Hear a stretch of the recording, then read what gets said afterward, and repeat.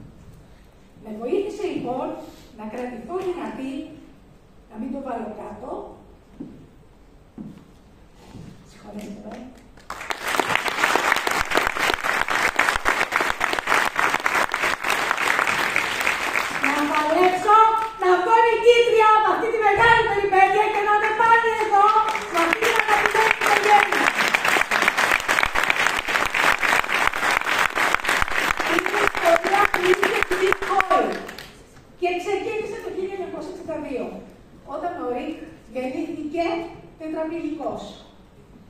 Οι γιατροί απογοήτευσαν τους γονείς του. Ο Ρικ δεν θα είναι μόνο παράλυτος, δεν θα μπορεί να επικοινωνεί. Πρέπει να κλειστεί σε ίδρυμα, τους είπαν. Οι άνθρωποι απογοητεύτηκαν, αγχώθηκαν πολύ, όμως δεν ήθελαν να παραδείσουν το παιδί τους, παρόλο που τους έλεγαν ότι θα είναι εφικτό. Οι άνθρωποι λοιπόν έψαξαν να βρουν κάποιους γιατρούς, όλοι τους απέλπιζαν. Βρέθηκε ένας γιατρός στο νοσοκομείο Φέρον της Βοστόνης και έτσι ο Ρικ βρέθηκε κάθε εβδομάδα να κάνει θεραπεία σε αυτό το νοσοκομείο. Ο γιατρός είπε στη μητέρα να είσαι δίπλα του, να του μιλάς, να του δείχνεις πράγματα και σιγά σιγά θα επικοινωνεί. Και έτσι ακριβώς έγινε. Στα 11 του ξεκίνησε να πάει σε ειδικό σχολείο. Δεν μιλούσε με τη βοήθεια ενός υπολογιστή. Δύναμη ψυχής, οι γονείς δίπλα του να τον εμψυχώνουν, για να νιώθει ότι δεν είναι στο περιθώριο της ζωής, αλλά ότι μπορεί και είναι ζωντανός, ότι μπορεί και εκείνος να κάνει πράγματα, να μην είναι μοναχή. Δυσκολίες μεγάλες, ανυπέρβλητες, δυσκολίες που εμείς δεν έχουμε καν βιώσει. Ο Ρικ, γυρνώντας μια μέρα στο σχολείο, το 1977, λέει στον πατέρα του, «Μπαμπά, θέλω να σου ζητήσω μια χάρη. Θέλω να τρέξουμε 5 χιλιόμετρα σε έναν αγώνα για να μπορέσουμε να στηρίξουμε έναν αθλητή του λακρός από το σχολείο μου, γιατί είχε ένα τύχημα και έμεινε παράλυτος. Και θέλω να του δείξω ότι η ζωή συνεχίζεται. Και παρόλο που είναι παράλυτος». Καταλαβαίνετε τι έχει διδαχτεί, τι δύναμη, τι μεγαλείο ψυχής, τι είχαν δώσει αυτοί οι γονείς σε αυτό το παιδί. Πόση δύναμη ψυχής έχουμε εμείς εδώ? Πολύ.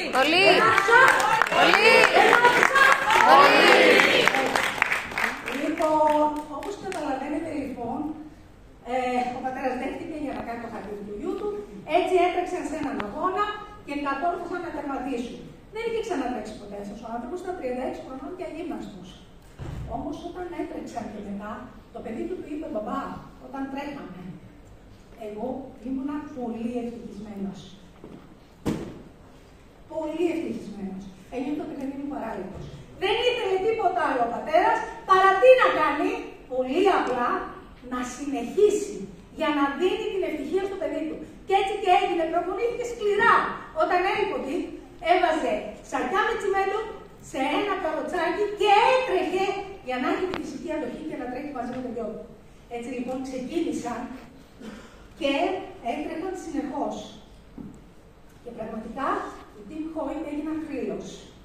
Και έχουν ένα σύνθημα. Yes, you can! Εμείς έχουμε αυτό το σύνθημα. Yes, we do! Τέλεια λοιπόν.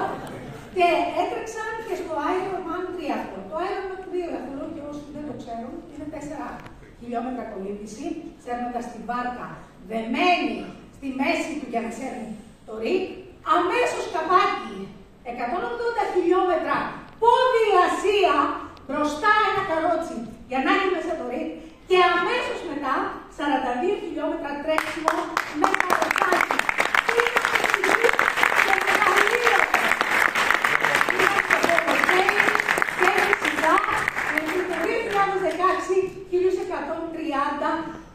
Αγώνες αντοχής, εκ των οποίων είναι 72 μαραθώνοι και 7 Ironman. Φανταστικό. Και από τι? Από έναν πατέρα που θέλει να βοηθήσει τον τετραπληγικό γιο του. Γιατί? Τι έθεσε? Ένα στόχο στη ζωή του. Πάμε να δούμε λοιπόν πώς μπορούμε κι εμείς να γίνουμε ασταμάτητοι, να γίνουμε ακατανίκητοι και να μπορούμε να κάνουμε τα πάντα. Γιατί μπορούμε. Όλα αυτά μπορούν να εφαρμοστούν στη δουλειά μας λοιπόν. Να γίνουμε ασταμάτητοι κι εμείς και βγάλουμε 4 συμπεράσματα από όλο αυτό. Λοιπόν, εστιασμό στο στόχο. Η ιστορία μας το δείχνει, μεγαλείο ψυχής. Άρα εμείς τι πρέπει να κάνουμε? Έχουμε ένα δυνατό όραμα. Ναι. Θέλουμε να το κατακτήσουμε. Ναι. Θέλουμε λοιπόν να το κατακτήσουμε. Μπορούμε λοιπόν να φανταστούμε τον εαυτό μας να κάνουμε κι εμείς τα καλύτερα. Τι μπορούμε να κάνουμε? Να βάζουμε παντού το στόχο μας. Να το βλέπουμε και να είμαστε φούλες διασμένοι. Να έχουμε φωτογραφίες, βίντεο, ρητά που να μας θυμίζουν τι πρέπει να κάνουμε. Και να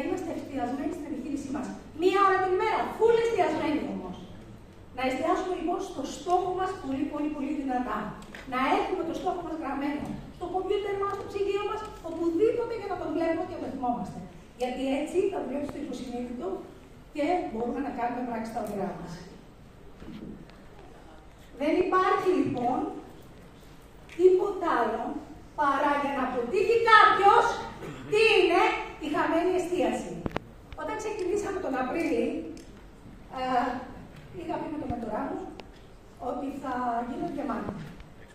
Ξεκινήσαμε λοιπόν, στην πορεία όμως, τις 5 πρώτες μέρες, συνέβη κάτι πολύ σοβαρό στη μητέρα μου. Νοσηλευτήκαμε. Και λέω νοσηλευτήκαμε, γιατί ήμουν 12 μέρες στο νοσοκομείο μαζί της.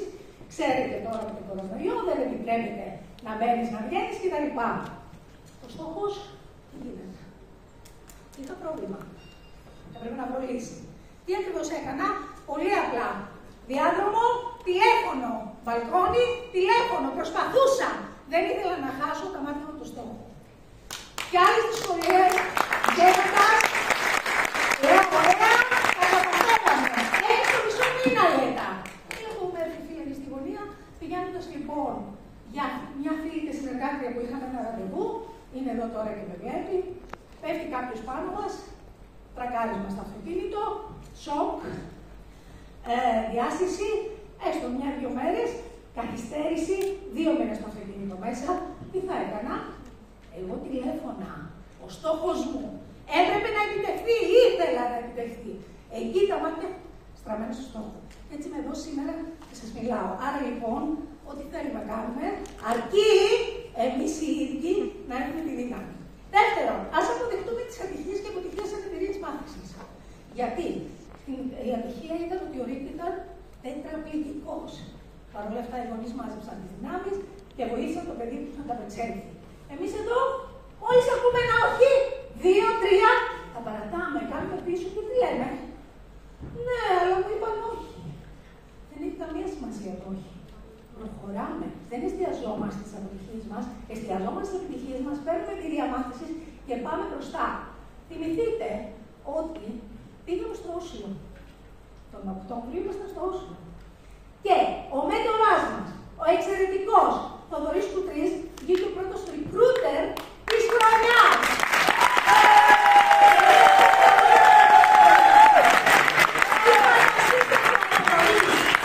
Δεν άκουσε όχι.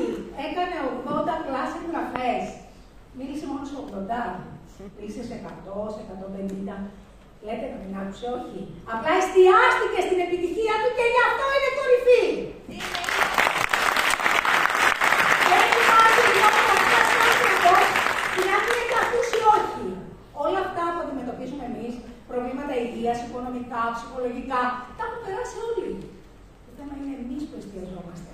Είμαστε οι άνθρωποι που βρίσκουμε πρόβλημα σε κάθε λύση ή οι άνθρωποι που βρίσκουμε λύση σε κάθε πρόβλημα.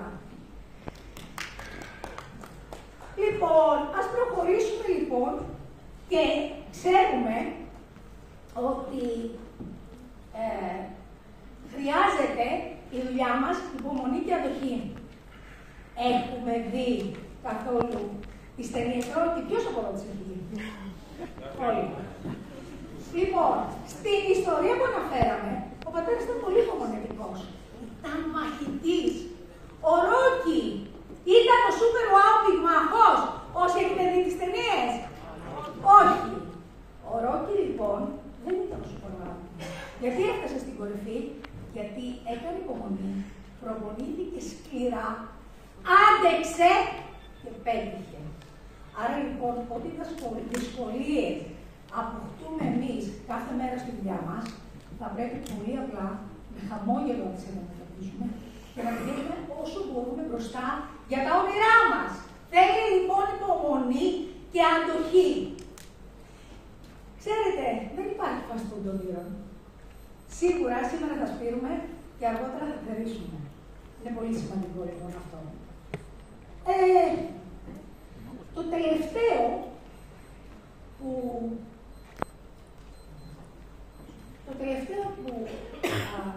συμπέρασμα που κάναμε ήταν «Μην τα παρατάς ποτέ». Το έχετε ακούσει αυτό ποτέ, να δείτε? Το έχετε ακούσει? Μας χαρακτηρίζει εδώ. Είναι το 4ο συμπέρασμα, αλλά και το νούμερο 1 όλων των ακατανίκητων, όλων των ασταμάτητων, που κάνουν εκπληκτικά πράγματα. Άρα λοιπόν, αν βάλουμε εδώ, ας αφήσουμε την ιστορία μας στην άκρη, ήταν ένας ασταμάτητος μαχητής. Εμείς εδώ μέσα έχουμε ανθρώπους που είχαν δυσκολίες και δεν τα παράτησαν. Είναι οι άνθρωποι που βλέπετε συχνά στη σκηνή. Είναι οι ηγέτες σας. Δεν είναι τύχη το να είσαι εδώ στη σκηνή. Αλλά οι άνθρωποι αυτοί δουλεύουν με ομαδικό πνεύμα, εργασιακή ηθική, σκέφτονται μεγάλα και στάζουν όνειρο. Εάν δεν στάξεις όνειρο, δεν είσαι κρεμασμένη σε ένα νοσοκομείο, στο διάδρομο να μιλήσω, στο μπαλκόνι. Είσαι εστιασμένος. Αν θα ήμασταν σε ένα πλάνο Α, θα έπρεπε να ήμασταν στη δουλειά μας κάθε μέρα. Γιατί λοιπόν, εφόσον είμαστε στο σπίτι μας, με τον καφέ μας, με τη ζεστασιά μας, με το οτιδήποτε, να μην δουλέψω με εστιασμό στο όνειρό μου. Για σκεφτείτε, δεν υπάρχουν εμπόδια. Εμείς τα δημιουργούμε. Οι άνθρωποι που θέλουν να φτάσουν στην κορυφή, όπως όλοι οι ηγέτες, γιατί είστε όλοι οι ηγέτες εδώ, και θέλουμε όλοι να φτάσουμε στα στεριά, να πετύχουμε τα όνειρά μας, θέλει να μην τα παρατάμε ποτέ. Να γίνουμε ασταμάτητοι, ακατανίκητοι. Γιατί σήμερα, καθώς θα φύγετε από εδώ και θα γυρίσετε στην καθημερινότητα, θα υπάρξουν πάρα πολλοί άνθρωποι εκεί έξω που θα συναντήσετε που δεν θα έχουν την ίδια θετική νοοτροπία. Δεν θα έχουν καν την ίδια θετικότητα με όλους τους ομιλητές. Σίγουρα είναι αυτό.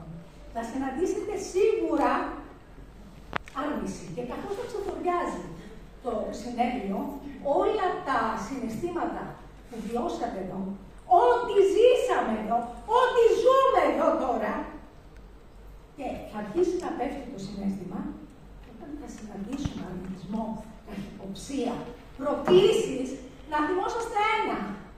Την ιστορία του Ρικ και του Ντίκ. Ανυπέρβλητες συνθήκες. Ανυπέρβλητες συνθήκες λοιπόν. Δεν υπάρχουν λοιπόν ανυπέρβλητες συνθήκες, μόνο δυνατοί άνθρωποι. Γιατί για να είστε εδώ τώρα, είστε οι άνθρωποι που θα κάνετε τα πάντα να συμβούν. Οι άνθρωποι που έχουν στόχο, που έχετε όραμα. Είστε από αυτούς που θέλουν και μπορούν να ξεχωρίσουν μέσα από το πλήθος. Ναι, μπορείτε να ξεχωρίσετε. Είστε ανάμεσα από τους ανθρώπους που θέλουν να προσπαθήσουν. Έχουν το θάρρος να ρισκάρουν, τη δύναμη να συνεχίσουν και να τα καταφέρουν. Είστε αυτοί που πιστεύουν ότι θέλετε, πιστεύουν στην επόμενη πρόκληση και θέλετε να αφήσετε το αποτύπωμά σας, να φτάσετε στα αστέρια. Είστε αυτοί, όλοι αυτοί οι αίθουσα, που θα ηγηθείτε χιλιάδων ανθρώπων και θα τους πάτε στην οικονομική